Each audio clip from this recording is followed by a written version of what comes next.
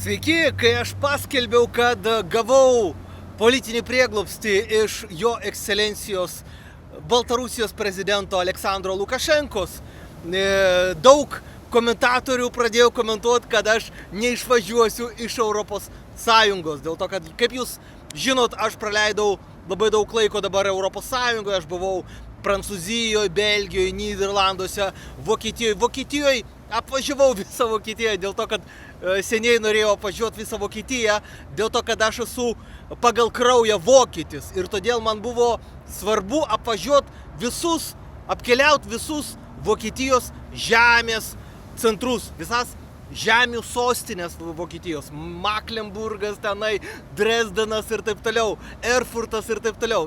Apie 30 miestų aš Vokietijoje apkeliavau, po to keliavau daug Šveicarijoje, nors meluoju, Šveicarijoje nuvažiavau į Baltarusijos ambasadą pasisveikinti su šeimininkais. Su šeimininkais Ženevoje ir jungtinėse tautose be abejo. Tai va, o po to apkeliavau biškį dar kažką, Daniją ir Švediją. Ir po to išskridau dabar į Panamą. Tai kaip visada, žinokit, aš jau 100 kartų aš jau buvau, po to, kai aš esu paskelbtas į policijos paiešką tarptautinę, po to, kai Lietuva man išdavė arešto orderį, jau 100 kartų aš kirtau Europos Sąjungos sieną ir visą laiką jo ekscelencija Aleksandras Lukašenka man padeda išvengti atsakomybės už mano nusikaltimus, dėl to, kad aš turiu politinio pabėgėlio statusą. Tai, žinokit, mano Europos Sąjungos sienos kirtimo procedūra visą laiką yra vienoda. Pasienietis ten, kur padaro šitą pasų kontrolę, ten, žinai, praveda taip. Sako, jūs policijos paieškoj, aš sakau, turbūt,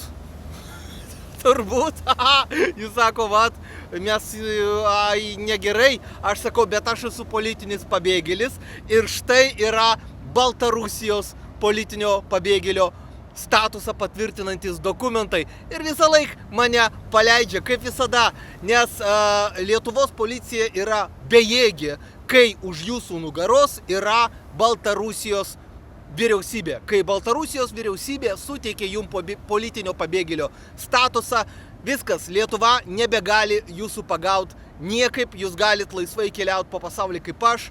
Kaip jūs žinot, aš jau padariau video iš 137 valstybių. Prisirašykite prie mano YouTube kanalo. Mano YouTube kanale yra video iš 137 valstybių. Ir visą laiką aš esu laukia prie kažkokio pastato, kuris yra atpažįstamas. Pavyzdžiui, dabar už mano nugaros iš šitų dangoraižių bet kas jums pasakys, kad aš esu Panamoje. Panamoje aš esu.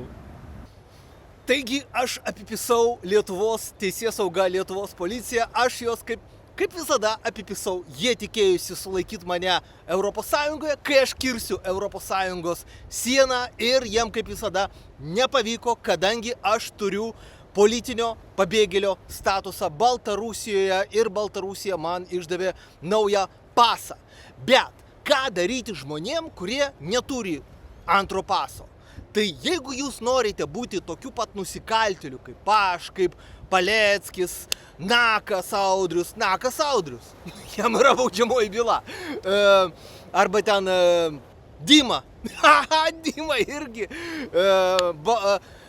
Eduardui Vaitkui nėra baudžiamosios bylos, bet yra įmanoma, apie tai kalbėjo ir Vėgėlė, kad Vėgėlė stebėjosi, kad Vaitkui, Eduardui šiuo metu nėra baudžiamųjų bylų. Tai kai jums yra baudžiamosios bylos, kad jūs pabėgtumėte greitai, jums reikalingas antras pasas. Tai todėl reikia dvigubos pilietybės. Dvigubos pilietybės būtinai reikia. Ir aš pasakysiu daugiau. Iš tikrųjų, žiūrėkit, aš sakyčiau, kad jeigu jūs arba jūs esate turtingas žmogus, arba jūs norite tapti milijonieriumi, jums reikia mažiausia 2 pasų. Vieno paso, pirmojo pasaulio valstybės pasą. Tai pirmasis pasaulis yra vakarų Europa arba JAV ir vieną pasą iš offshore'inės valstybės. Tos valstybės, kur yra 0% mokesčių. Tai gali būti St. Vincentas, tai gali būti St. Kitts, tai gali būti Grenada, tai gali būti Antigua, Panama, Malaizija, Brunėjus, arabų šalis, bet arabų šalis įlankos. Nemėgsta duoti pasų. Jeigu jūs padarėte milijoną eurų iš kriptovaliutų, tai be abejo Salvadoro pilietybė jums yra reikalinga. Reikia diversifikuotis. Aišku, žmonės, kurie neturi milijono ir nenori turėti gyvenime niekada milijono, jie šito nesupras. Jiem yra viskas labai baisu, kad lietuviai gyvenantis užsienyje, tai jie balsuos Lietuvoje, rinks Lietuvoje prezidentą, kas bus. Taip galvoja žmonės, aišku, kurie yra bailūs ir kurie neturi noro keliauti po pasaulį, nepažįsta, bijo rizikuoti ir taip toliau. Deja taip yra, deja tokių žmonių ir Lietuvoje yra daug. Be abejo, visi Rusijos piliečiai turi turėti antrą pilietybę dėl to, kad Rusija bet kada gali pradėti naują kažkokį karą ir juos pašauks į kariuomenę ir jie negalės išvažiuoti. Važiuokit, milijonas ukrainiečių dabar negali gauti naujų pasų, kurie išvažiavo iš Ukrainos. Ukraina nebeišduoda naujų pasų. Tas pats ir su baltarusiais, tas pats ir su lietuviais. Jeigu prasidės karas, jums nebeišduos naujo paso. Suprantat, jūs uždarys. O jeigu jūs turėsit kitą pilietybę, jūs gausit normalų pasą ir galėsit toliau gyventi. Ir visi lietuviai, iš tikrųjų, kurie gyvena užsienyje, vakarų Europoje, turėtų pasidaryti dar vakarų Europos pilietybę. Aš manau, kad tai yra būtina, kadangi, suprantate, kas bus, jeigu Europos Sąjunga žlugs? Ji subirės, kaip Sovietų Sąjunga, ir nebus Europos Sąjungos.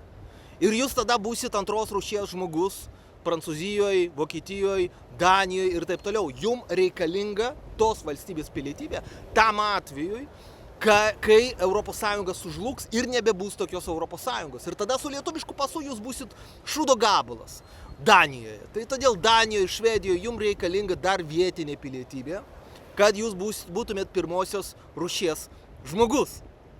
Be abejo, kai kurie lietuviai bijo prarasti, nenori prarasti Lietuvos pilietybės. Aš manau, kad veltui jūs pergyvenat, ir pohui, atims iš jūsų Lietuvos pilietybę, ir nusispjauti į tą pilietybę, jau jums nereikalinga. Suprantat, Lietuvos pilietybė tai yra pavojus, nuolatinis pavojus, kad jūs pašauks į kariuomenę, kai Lietuva pradės karą su Rusija. Pavyzdžiui, Danijoje ir Švedijoje jūs esat labiau apsaugotas, Vokietijoje labiau apsaugotas. Tai todėl būtinai reikia darytis antrą pilietybę arba politinio pabėgėlio statusą, kaip aš Baltarusijoje, ir tuo pat metu neprarast Lietuvos pilietybės. Todėl dar kartą kviečiu visus balsuoti už dvigubą pilietybę. Prisirašykite prie mano kanalo, o jeigu jums reikia parašyti skundą į Europos žmogaus teisių teismą arba aukščiau į Jungtinių tautų organizacijos teisminės institucijas, parašykite man e-mailą